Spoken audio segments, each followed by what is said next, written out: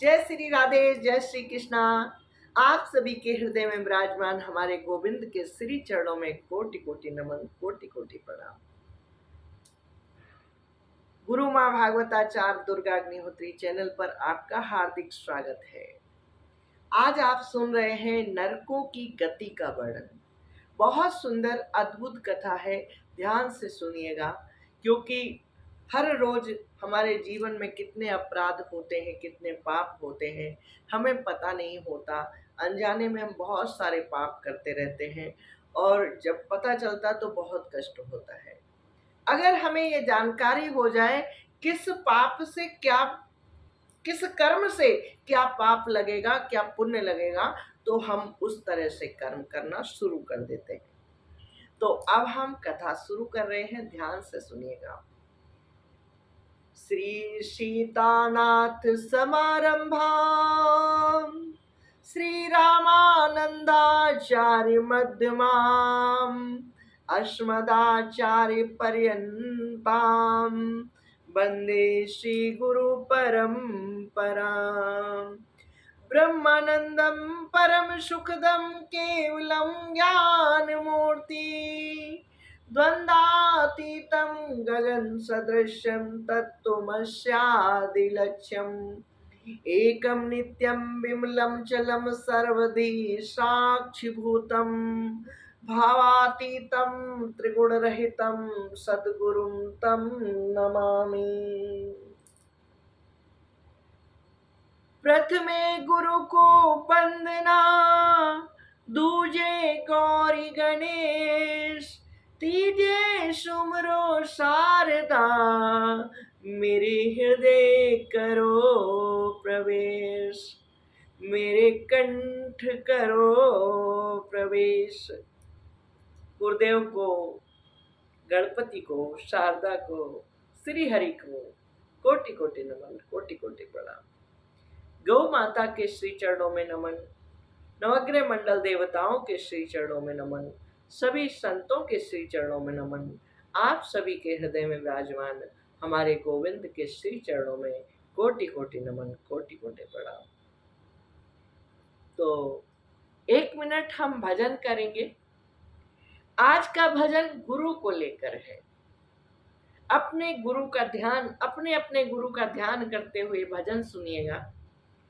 अब बहुत लोग कहेंगे हमने तो गुरु बनाया ही नहीं, तो चिंता ना कीजिएगा। माँ सबसे बड़ी गुरु होती है, पिता सबसे बड़ा गुरु होता है।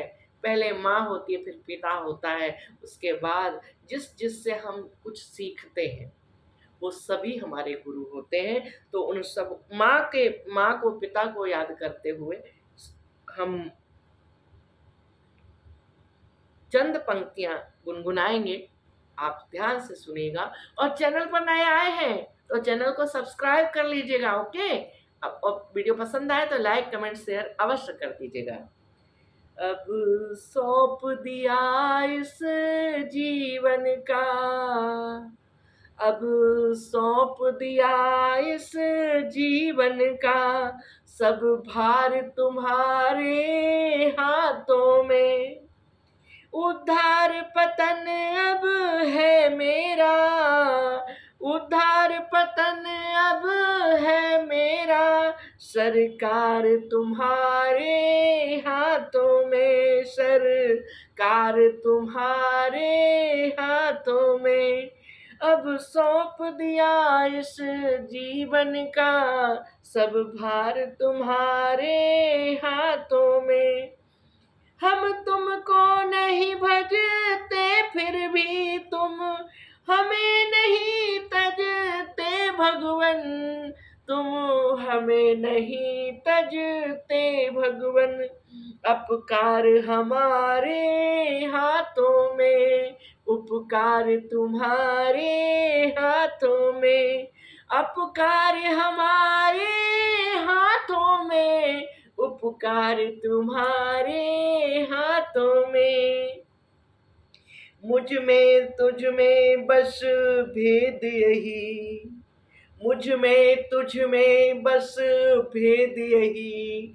मैं नर हूँ तू नारायण है, मैं नर हूँ तू नारायण माता पिता को साधारण साधारण ना समझिएगा।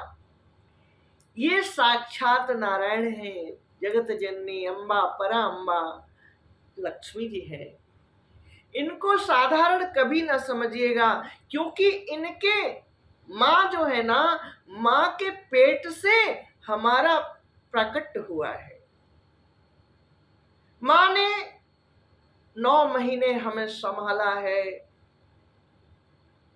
कभी भी आप लेटना और अपने पेट पर आधा किलो का वजन रख लेना और एक स्थिति में मात्र 2 घंटे लेट कर दिखाना। आप कहोगे नहीं नहीं बाबा मुझसे नहीं होगा, लेकिन माँ ने हमें 9 महीने तक पेट में रखा है, संभाला है। हमारी वजह से उसने खट्टा नहीं खाया, उसने तीखा नहीं खाया, उसने बहुत ज्यादा नमकीन नहीं खाया। क्यों? जिससे कि वो हमें कष्ट में नहीं देख सकती। जब माँ कुछ खट्टा तीखा खाती है तो सबसे पहले बच्चे के शरीर पर, कोमल त्वचा पर जाकर लगता है।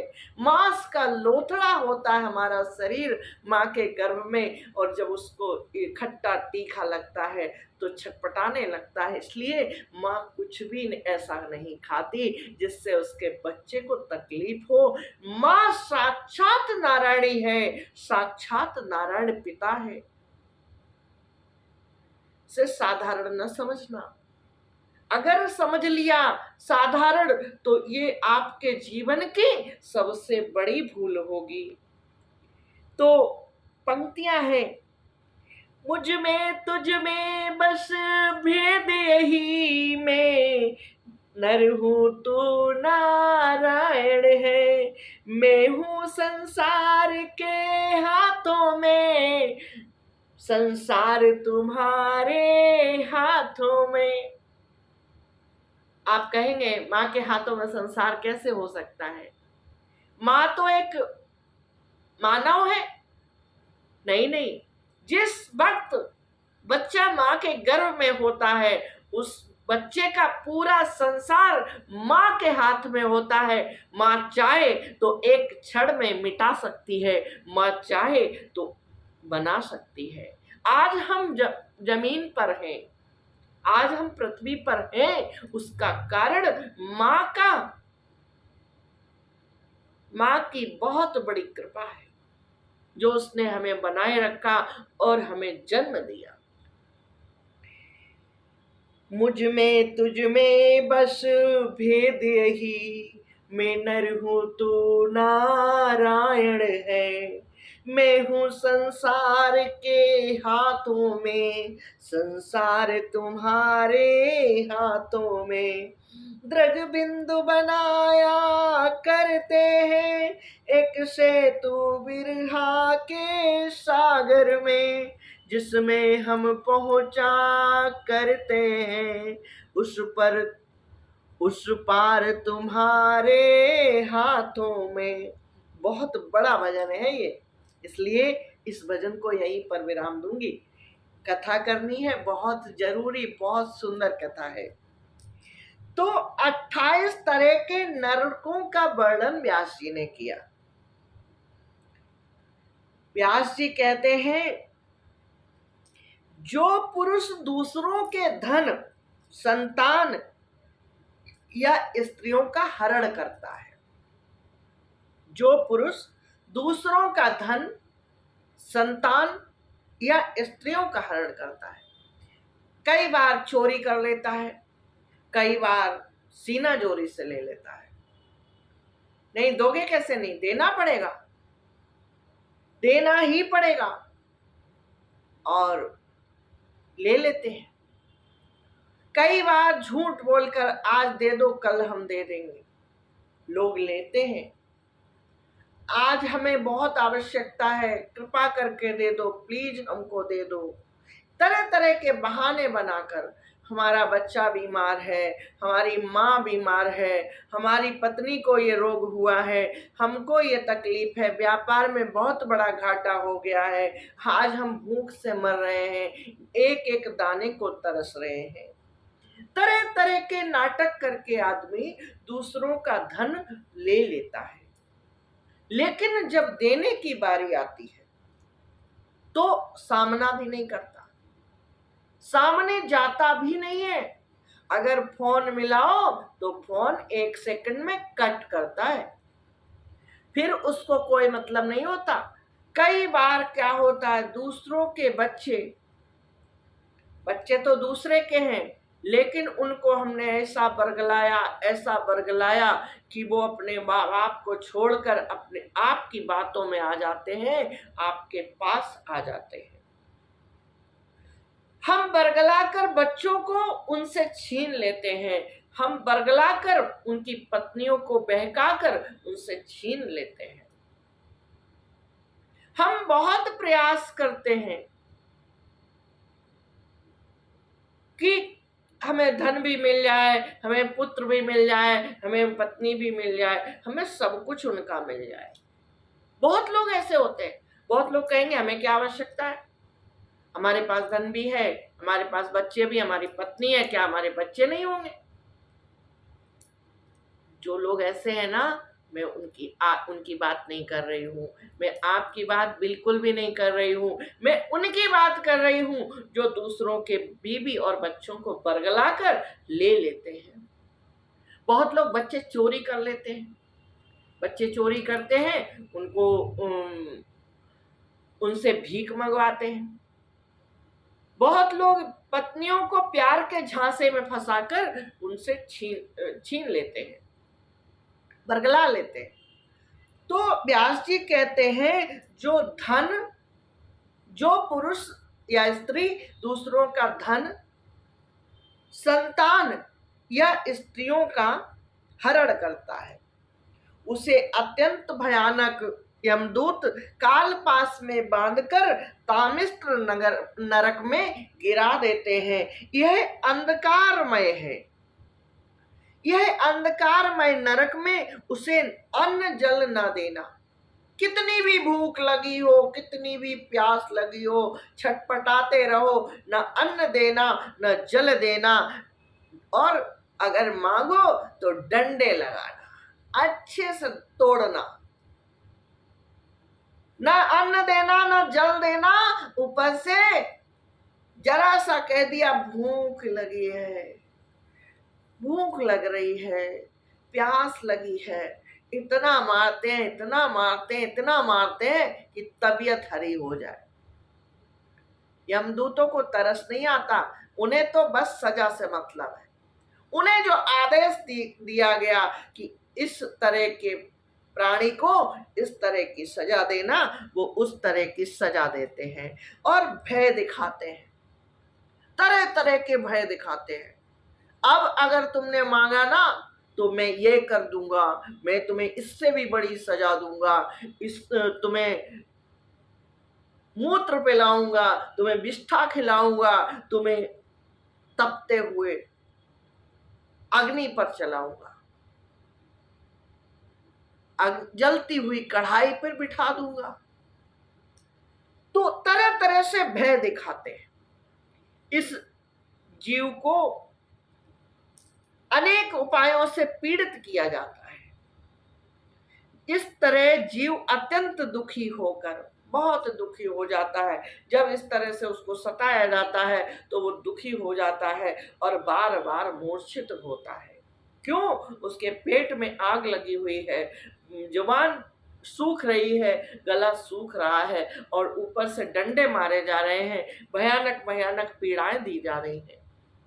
तो जो दूसरों का धन चोरी करता है, जो दूसरों के पुत्रों का हरण करता है, पुत्रियों का हरण करता है, जो दूसरों की पत्नियों का हरण करता है, उसके साथ तरह तरह से यमदूत उसको सताते हैं। अंधकारमय नरक में उसे अन्न जल न देना, तामिस्त्र नरक में गिरा देते हैं, जो अंधकारमय है, ना अन्न देते हैं, ना जल देते हैं, ऊपर से डंडे लगाते हैं, भयानक भयानक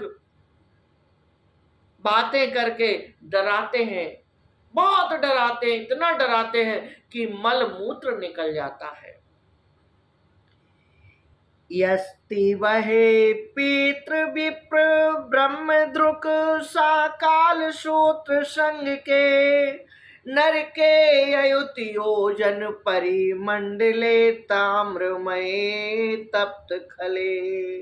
जो मनुष्य इस लोक में माता पिता गुरु ब्राह्मण और वेद से द्रोह करता है, बहुत लोग देखे गए हैं। मैंने प्रत्यक्ष लोगों को अपने आसपास ही देखा है जो माता पिता को तरह तरह से पीड़ा देते हैं, माता पिता से द्रोह करते हैं, ब्राह्मणों से द्रोह करते हैं, वेद को नहीं मानते, भागवत फाड़ देते हैं, तरह तरह की जो धार्मिक पुस्तकें हैं उनका अपमान करते हैं, वेदों का अपमान करते हैं, लात मार देंगे, फाड़ देंगे, तरह तरह से अपमान करते हैं, माता पिता को सताते हैं, ब्राह्मणों को सताते हैं। जो इस तरह से करते हैं उसे यमदूत काल सूत्र नरक में ले जाते हैं। इसका घेरा 10,000 योजन का है। इसकी जो भूमि है ना वो तांबे की है। इसका घेरा 10,000 योजन यानी बहुत बड़ा है। इसमें जो तपा हुआ मैदान है वह ऊपर से सूर्य से, जो तपा हुआ मैदान है ना, ऊपर से बहुत तेज धूप पड़ रही है और नीचे से अग्नि उसके जलाई जाती है। उसके नीचे अग्नि जल रही है, वो तांबे का है और लाल हो गया है। उस पे क्या होता है, सूर्य ऊपर से सूरज और नीचे से तांबे के दाह से हमेशा वो जलता रहता है। वहां पहुंचाया हुआ पापी जीव भूख प्यास से व्याकुल हो जाता है। जब उस पर ले जाया जाता है तो उसको तुरंत भूख भी लगाती है, प्यास भी लगाती है, और वहां पहुंचाया हुआ पापी भूख प्यास से तो व्याकुल होता ही है। कभी बैठता है, कभी उठता है, कभी लेटता है, कभी खड़ा होता है, कभी बैठ जाता है, कभी लेट जाता है, कभी खड़ा हो जाता है। उसको लगता है शायद ऐसे आराम मिल जाए, लेकिन कभी छटपटाने लगता है। इस प्रकार उसके शरीर में जितने रोम होते हैं, जितने रोम होते हैं उतने ही 1000 वर्ष तक यह दुर्गति उसकी होती रहती है। जितने रोम हैं शरीर में उतने ही 1000 वर्ष तक उसकी दुर्गति होती है। थोड़ा छोटा मोटा समय नहीं है, बहुत लंबा समय। अब आप गिन लीजिएगा कितने शरीर पर बाल हैं, कितने रोम हैं। अगर कोई ऐसा कर रहा है तो उसको समझा देना, उस तक ये वीडियो पहुंचा देना। अगर कोई ऐसा कर रहा है तो उस तक ये वीडियो पहुंचा देना, और उस खोल के ना देखे तो उससे कहना एक बार खोल के देख लो। उसको समझाना कोई ऐसा ना करे। जितने रोम होते हैं उतने ही 1000 वर्ष तक उसकी यह दुर्गति होती है। उसी ताम्र की भूमि पर जो नीचे से जल रही है, ऊपर से जल रही है, उसी पर रहने को कहा जाता है। बहुत बड़ी समस्या है। अब श्री सुखदेव जी कहते हैं परीक्षित से, राजन, इस लोक में जो व्यक्ति चोरी से, बरजोरी से, ब्राह्मण के अथवा आपत्ति के समय चोरी करे तो, और जबरदस्ती ले ले तो, ब्राह्मण के धन को आपत्ति के समय अथवा आपत्ति के समय न होने पर भी, कोई आपत्ति है तो भगवान माफ कर देता है। कैसे माफ कर देता है? आपने अगर उसका धन लिया, ब्राह्मण से लिया, और उसको ब्याज सहित वापस कर दिया, ब्याज लगाया, कितना ब्याज हुआ? ब्याज भी आजकल मार्केट में कम नहीं होता है। एक एक दिन का 1200 12 गुना ब्याज लेते हैं, 12% का ब्याज लेते हैं, 10% का ब्याज लेते हैं। तो ब्याज सहित, और कम से कम अगर आप लाखों की संख्या में ले रहे हैं तो 1.5% और नहीं तो 3% का ब्याज चलता है। और भगवान के यहाँ जो नियम है ना, वो 1000 गुना ब्याज बढ़ जाता है। अगर आपने गंदी नियत से किसी से लिया और दिया नहीं ब्याज सहित वापस, तो उसका ब्याज 1000 गुना बढ़ जाता है, 1000% का ब्याज लगा देते हैं। आपत्ति का समय न होने पर भी किसी दूसरे पुरुष के स्वर्ण और रत्न आदि का हरण करता है। बहुत लोग रत्न हरण कर लेते हैं, बहुत लोग जेवर ले लेते हैं, दूसरे का जेवर ले लिया, नहीं दिया, किसी ब्राह्मण से ले लिया, या ब्राह्मण से नहीं लिया किसी और से ले लिया, स्वर्ण ले लिया या रत्न ले लिया, तो यमदूत संदंस नामक नरक में ले जाते हैं। मरने के बाद जो यमदूत आते हैं उसको सीधा संदंस नामक नरक में ले जाते हैं और तपाए हुए लोहे के गोलों से उसको दागते हैं। खूब गर्म कर लिया, एकदम लाल जब हो गया ना, तपाए हुए गोलों से उसको दागते हैं और सड़सी से उसकी खाल खींचते हैं। इस तरह से बहुत अद्भुत वर्णन है। सड़सी से उसकी खाल खींचते हैं। तो मेरे प्यारे भगवत भक्तों, अगर कोई ऐसा है आपके आसपास भी, तो उसको ये वीडियो अवश्य पहुंचा देना, क्योंकि अनजाने में करता है। आज के युग में इंसान को सही गलत की पहचान नहीं है। वो सोचता है कहीं कुछ नहीं होता। किसने देखा भगवान, किसने देखा अगला जन्म, किसने देखा नरक? इस तरह से बहुत लोग तर्क करते हैं। कई बार उनको समझाने भी जाओ ना तो लोग तर्क करते हैं। मैं आपको बता दूं, ये पंचम स्कंद में अंतिम अध्याय है, नरकों की विभिन्न गतियों का वर्णन इसमें है। इसको कोई भी पढ़ सकता है। अगर कोई तर्क करे ना, ये कहे ये सब झूठा है, तो उसको भागवत बोलो, पढ़ लो, भाई मेरे थोड़ा सा खोल कर देख लो। अगर उसके अंदर 1% भी कहीं से पुण्य बचा होगा तो वो खोलकर अवश्य देख लेगा, और अगर देख लेगा, समझ लेगा, तो फिर से वो पाप नहीं करेगा, इस तरह का पाप नहीं करेगा, ये मेरा विश्वास है। तरह तरह के लोग हैं दुनिया में, बहुत पाप करते हैं। ये आम तौर पर है, ये चलन में आ गया है।